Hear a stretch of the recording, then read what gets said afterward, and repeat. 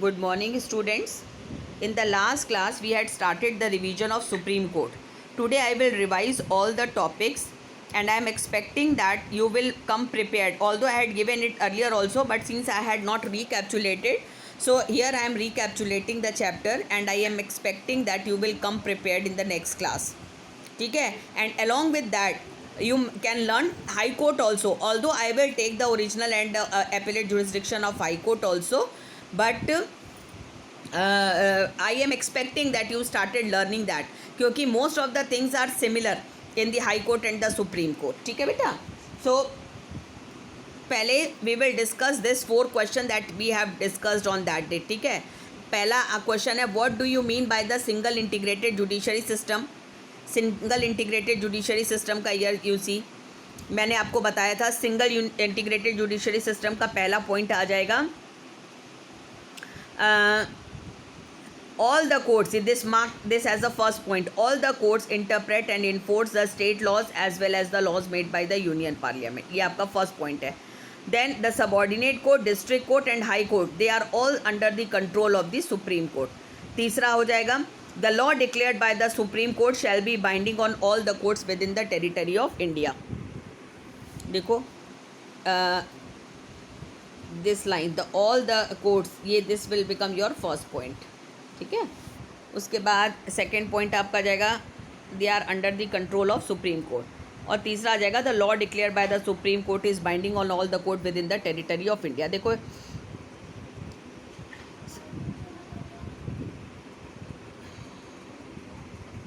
देखो यहाँ पर मैं अगर इस तरीके से लिखूँ, this is Supreme court, then comes High Court, then comes subordinate court.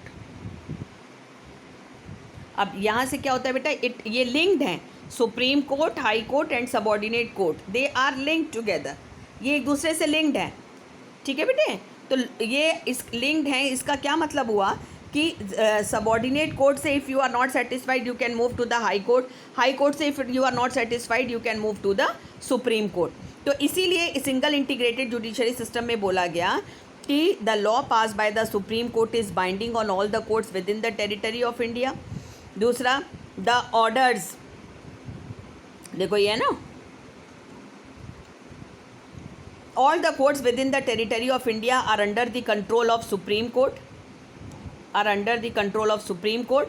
और जो आपका लास्ट पॉइंट है वो ये है कि सुप्रीम कोर्ट और हाई कोर्ट, देखो अगर हम यहाँ पर ऐसे लिखें,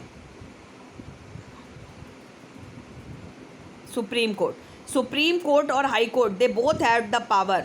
supreme court and high court, they both have the power. चाहे यहाँ पे सुप्रीम कोर्ट लिखो और हाई कोर्ट लिखो, ये दोनों ही can check the laws pass by the union parliament and the state legislature.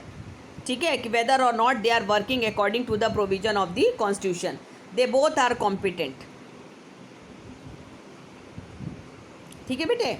Next is, मतलब मैंने आपको बताया था कि this is the power of the supreme Court to check the laws pass by the legislature and orders of the executive. तो इसमें आपको ये ध्यान रखना है कि सुप्रीम कोर्ट और हाई कोर्ट दोनों ही सेंट्रल गवर्नमेंट के लॉ को चेक कर सकते हैं और स्टेट गवर्नमेंट के लॉ को भी चेक कर सकते हैं. ठीक है. Next, then why the supreme court is necessary. इसका पहला पॉइंट क्या हो गया, India has a federal political system, the supreme court in a federal system has to interpret the constitution. हमारे फेडरल सेटअप में Supreme court is needed because ours is a written constitution और federal system है जहाँ पर chances of dispute हो सकता है. इसीलिए supreme court must be there to resolve the dispute by interpreting the constitution. दूसरा, सुप्रीम कोर्ट की ज़रूरत इसलिए है क्योंकि they are the protector of fundamental rights which is considered as the most important aspect of the democratic government. तीसरा, supreme court gives the new meaning to the constitution to meet the new situation. यहाँ पर heading भी अगर आप याद कर लेते हो दैट इज़ सफिशिएंट, लेकिन ये आपको याद करनी है. ठीक है बेटे. Next we will see, next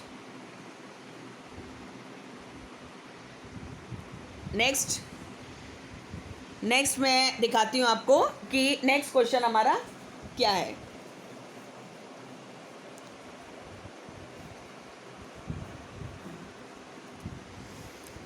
Y Supreme Court is needed, and ये हम लोगों ने 2 कर लिया. Why is the judiciary kept independent of the control of legislature and executive.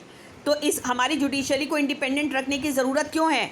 देखो इसका भी मैंने बुक में जो जगह है वहाँ पर मैंने मार्क करके रखा हुआ है. I will show you. देखो ये है बेटा. Why the judiciary is kept independent of the control of legislature and executive. क्यों?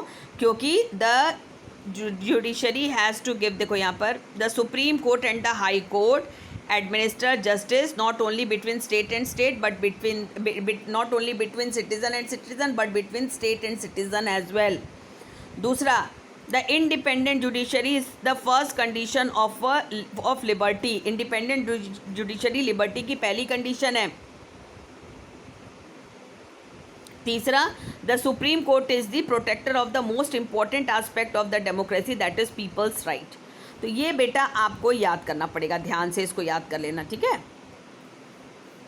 तो ये आपके 3 पॉइंट्स यहाँ पर आपको मिल जाएंगे कि हम सुप्रीम कोर्ट को जो जजमेंट है ना केवल सिटीज़न और सिटीज़न के बीच में बल्कि स्टेट और सिटीज़न के बीच में भी देना पड़ता है. एंड जजेस independence is essential for the functioning of a democratic institution. ये आप यहाँ से मार्क करो, ये चीज़ यहाँ से यहाँ तक. Then the independent judiciary is the first condition of liberty, ये liberty. And then the supreme court is the protector of the fundamental rights. अब हमारा नेक्स्ट क्वेश्चन आता है कि ठीक है जजेस को इंडिपेंडेंट रखने की ज़रूरत है, लेकिन what provisions are there in our constitution that make our जजेस इंडिपेंडेंट एंड इम्पार्शियल. हमारे कॉन्स्टिट्यूशन में ऐसे क्या प्रावधान किए गए हैं जिससे कि जजेस इंडिपेंडेंट जजमेंट दे पाते हैं? तो अब यहाँ पे आपको लिखना पड़ेगा अपॉइंटमेंट ऑफ द जजेस. अपॉइंटमेंट ऑफ द जजेस are made by the president. Appointment जो है वो is made by the president, but he can not act according to his will.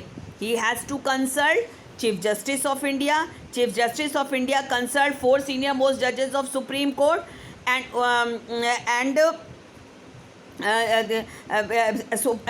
after taking the मतलब chief justice has to consult 4 senior most जजेस of supreme Court before giving any recommendation to the president in this regard. ठीक है, यानी कि president को chief justice से पूछना पड़ता है and chief justice consult 4 senior most जजेस. तो here we have made it in this way so that executive can not have the control in the appointment of the जजेस. दूसरा आप यहाँ पे लिखोगे द सिक्योरिटी ऑफ टेन्योर. यहाँ पर ये बेहद इंपॉर्टेंट है क्योंकि nobody can remove the जजेस from their post. They can only be remove by a very difficult process of impeachment. ठीक है, कोई जजेस को उनकी पोस्ट से आसानी से हटा नहीं सकता. इस वजह से उनकी टेन्योर जो है वो सुरक्षित होता है, इसी वजह से वो इंडिपेंडेंट जजमेंट दे पाते हैं. Next is their salaries are charge from the consolidated fund of India. Their salaries are charge from the consolidated fund of India. Nobody can reduce the salary of the judges except in case of financial emergency. ठीक है, फिर next is no discussion with respect to the conduct of any judge. No discussion can take place in the parliament with respect to the conduct of any judge. यानी whatever judgment the judge has given, no discussion shall take place for their decision inside the parliament. Then punishment for the contempt of court. अगर if anybody say or do something wrong against the dignity of the court, that person can be punished by the judges of Supreme Court. They had the authority to punish any person guilty in the contempt of court. After that, the judges cannot practice after retirement, so that they cannot influence any of the judgment. So these are the provisions that are made by our constitution to make the judges independent and impartial. यही question supreme court का आता है, तब आप ये सारी heading के अंदर सुप्रीम कोर्ट का लिखोगे. अगर सेम क्वेश्चन हाई कोर्ट के अंदर आता है कि what provisions are there in our constitution that made the जजेस of high court independent and impartial, तो हेडिंग आप यही लिखोगे. बाकी अंदर आप ये लिखोगे कि हाई कोर्ट में जजेस का जो अपॉइंटमेंट होता है वो कैसे होता है. ठीक है, हाई कोर्ट के जजेस का अपॉइंटमेंट कैसे होता है, हाई कोर्ट का security of tenure, High Court का सैलरी, हाई कोर्ट का no discussion with respect punishment of court और प्रोहिबिशन ऑफ प्रैक्टिस, ये तो सेम रहेगा. ठीक है, अभी उसके बाद एक आपका जो लास्ट क्वेश्चन बनता है वो ये है कि why the supreme Court is called the guardian and interpreter of the constitution. तो इसमें you will have to write the definition of judicial review. क्या लिखोगे उसमें? the Supreme Court check the laws passed by the legislature, orders of the executive, whether or not they are permitted by the constitution. If they go beyond the provision of the constitution, they can be declared null and void. ठीक है, अब देखो next हम लोग ये देखेंगे छोटी छोटी जो चीज़ें हैं, जैसे Supreme court is a court of record. क्यों कहते हैं कोर्ट ऑफ रिकॉर्ड? क्योंकि judgement of the supreme Court are recorded for the evidence and testimony. ठीक है बेटा, देखो ये सारे यहाँ पर इंपॉर्टेंट है. The court of record is one whose judgment are recorded for evidence and testimony, and all the courts within the territory of India are bound to give the same judgment if the same या similar cases comes to them. दूसरा point हमेशा इसका क्या होगा कि the Supreme Court can punish any person guilty in the contempt of itself. Contempt of court. Supreme Court का अगर कोई contempt करता है तो that person can be punished by the Supreme Court itself. And all the judgment of the Supreme Court are recorded that can be produced as evidence and testimony, and all the courts within the territory of India are bound to give the same judgment in similar cases. उसके बाद जैसे public interest litigation. Public interest litigation क्या है? Any public spirited individual or the organization can move to the court on behalf of the general public. ये आपका आ जाएगा. Next आपका fundamental rights. तो ये मैंने आपको 9th में पढ़ा दिया था. ये मत समझना कि this time it will not come, it will come. Habeas corpus जैसे it provides remedy to a person who has detained unlawfully, mandamus for the realization of duty, prohibition of practice after retirement. इसका मैंने आपको बताया था कि the court may tell the inferior courts that they should not exercise the power with which they are not legally vested. और certiorari का मैंने आपको बताया था, court can withdraw any of the case if the blatant injustice is given by the lower courts. अब यहाँ पर बेटा ये ध्यान रखना कि composition of the supreme court 30+1, 30 जजेस एंड 1 चीफ जस्टिस. अपॉइंटमेंट कैसे होता है? Appointment is made by the president has to consult chief justice of India, and who in turn consult 4 senior most judges of Supreme Court. And the criteria of electing chief justice of India shall be the seniority. Qualification में he must have been at least 5 years as the judge of the high court, advocate of the high court for at least 10 years. या तो 5 साल तक high court में जज या 10 साल तक हाई कोर्ट में वकील रहा हो. And in the opinion of the president he must be a distinguished jurist. और who administers oath of office to the जजेस ऑफ सुप्रीम कोर्ट? प्रेसिडेंट. ठीक है. Now we will see the original and appellate jurisdiction of supreme court. अब original jurisdiction of supreme court में आता है the cases that can be heard and decide by the supreme court in first instances. पहली बार में जो case direct supreme court के पास जाते हैं that is called the original jurisdiction. There are 3 main types of the cases which comes under the original jurisdiction of supreme court. अगर dispute between the 2 sets of the government, या तो 2 state government में झगड़ा हो, central government या state government में झगड़ा हो, then such cases can directly move to the Supreme Court. Then the cases related to the enforcement of fundamental rights, अगर फंडामेंटल राइट्स के वायलेशन से रिलेटेड कोई केस हो, या cases related to interpretation of the constitution. उसके बाद next आपका आता है एपिलेट जुरिस्डिक्शन. एपिलेट जुरिस्डिक्शन के 3 टाइप्स होते हैं बेटे. एडवाइजरी पहले मैं बता दूं. Advisory is very simple. The president may ask the advice from the जजेस ऑफ द सुप्रीम कोर्ट. ठीक है. But here the chief justice of supreme court is not bound to give the advice on all the questions asked by the president, and president is also not bound to accept the advice given by the judges of the Supreme Court, because it is only the advice and not the judgment. Appellate jurisdiction में हम लोग क्या definition लिखते हैं? Appeal lies in the Supreme Court from the judgment of High Court. जैसे हम लोग अगर ऐसे देखते हैं, ये सुप्रीम कोर्ट है और ये हाई कोर्ट है. ठीक है. हाई कोर्ट के जजमेंट से अगर कोई सेटिस्फाइड नहीं होता तो appeal can lie in the supreme court. यही हो गया है appellate jurisdiction. Appeal lies in the supreme court from the judgement of the high court. अब now there are 3 type of the cases. पहला है कॉन्स्टिट्यूशनल केसेस. कॉन्स्टिट्यूशनल केसेस में यानी कौन से केसेस होंगे? ऐसे cases where the interpretation of the constitution is needed. the cases which needs the interpretation of the constitution. तो high court can certify those cases that these cases are fit to move to the Supreme Court because these involves the interpretation of the constitution.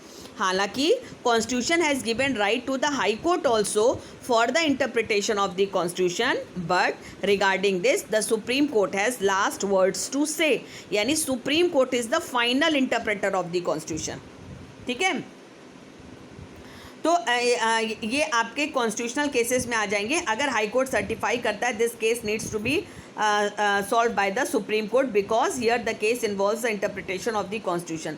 अगर High Court is still the case involves the interpretation of the Constitution, but High Court is not sending, if the High Court is not sending the case to the Supreme Court, then Supreme Court has the power to grant special leave to appeal. Supreme Court can give the instruction, can give the order to the High Court to stop the case and give the opportunity to appeal in the Supreme Court. दूसरा आपका हो जाएगा civil cases. अब यहाँ पे civil cases में आपका हो जाएगा if the case involves the substantial question of law of general public importance. अगर सिविल केस में ऐसा कोई मैटर है that involves a very good question of the question of law that is related to the public in general, तो if the case involves the substantial question of law of general public importance, then if the question needs to be decided by the supreme court. अगर high court को ऐसा लगता है this case must be decided by the supreme court, तो यहाँ दो case हो जाएंगे सिविल में. If the case involves the substantial question of law of general public importance, या if the case involves if the case needs to be decided by the supreme court. Then comes the criminal cases. यहाँ पे criminal cases के भी बेटे दो parts हैं. यहाँ मैंने इसको इधर लिख दिया है, without certificate of high court and with certificate of high court. With certificate में तो simply it will come if the high court certifies that the case is fit to move to the supreme court. और without certificates के here we have the two parts. Two parts क्या है? If the session जज acquitted the accused but the high court reverses the decision and give the accused the death sentence. यानी कि यहाँ पर ऐसे केस जाते हैं सुप्रीम कोर्ट के पास जहाँ पर डेथ सेंटेंस का वर्डिक्ट देने में सबॉर्डिनेट कोर्ट और हाई कोर्ट के डिसीजंस में बहुत फ़र्क होता है. जैसे इफ़ द सेशन जज has acquitted the accuse, if session जज is the highest criminal court in a district, अगर उन्होंने किसी अक्यूज को एक्विटल ऑर्डर दे दिया, छोड़ दिया, but if the case go to the high court and high court give that person a death sentence, तो एक ने छोड़ दिया, एक ने डेथ सेंटेंस दे दिया, तो this case must go to the supreme court without certificate of high court, चाहे हाई कोर्ट चाहे या ना चाहे. Then second type of case, अगर if the case is going on in the court of session जज but the high court withdraw the case from the subordinate court और the court of session जज and give the accuse death sentence. अभी वो केस चल ही रहा है but the high court withdraw the order, withdraw the case from the subordinate court and give the accused the death sentence. ये भी without certificate का दूसरा केस है. तो here I have told you the jurisdiction. तो इसमें generally the question can comes like what do you mean by original jurisdiction, what type of the cases can comes under it, what do you mean by appellate, what type of cases, ऐसे करके आपका question आएगा. तो here what is important कि अब मैंने पहले 5 questions आपको बताए. पहला क्वेश्चन मैंने आपको बताया single integrated judiciary system, second necessity of the supreme court, तीसरा मैंने आपको बताया why judiciaries need to be independent from the control of judiciary and executive. फिर मैंने आपको बताया व्हाट प्रोविजंस आर देयर. फिर मैंने आपको बताया why the supreme court is called the guardian interpreter. यहाँ आपको जुडिशियल रिव्यू की डेफिनेशन लिखनी है. Judicial review can come in this question, in the form of this question also, directly can also come. यहाँ पे स्कोप भी आपको याद करना है जुडिशियल रिव्यू का, आपकी बुक में बहुत अच्छे से पॉइंट्स में लिखा हुआ है. तो जुडिशियल रिव्यू जो है चाहे ऐसे करके आ जाए कि why the supreme Court is called guardian interpreter of the constitution, या आ जाए what do you mean by judicial review, right it's scope. तो वैसे भी आपको याद रखना है. फिर आपको ये आपके 5 क्वेश्चन हो गए. उसके बाद आपको जजेस ऑफ सुप्रीम कोर्ट का अपॉइंटमेंट कैसे होता है, उनकी क्वालिफिकेशन क्या है, उनको ओथ कौन दिलवाता है. फिर उसके बाद आपको याद करना है कोर्ट ऑफ रिकॉर्ड की डेफिनेशन, जुडिशियल रिव्यू का स्कोप आपको याद करना है, आपको PIL याद करना है. ये सारे जो हैं एक्स्ट्रा जो क्वेश्चंस हैं जो शॉर्ट में भी आ सकते हैं, लेंदी में भी आ सकते हैं. कोर्ट ऑफ रिकॉर्ड क्या होता है, तो ये सारा चैप्टर आप अच्छी तरीके से प्रिपेयर करोगे, प्रॉपरली लर्न करोगे, because court is very important for your board point of view also. 1 question of 10 marks will definitely come either from the supreme court और हाई कोर्ट. चलो बेटा, thank you so much. Thank you बेटा।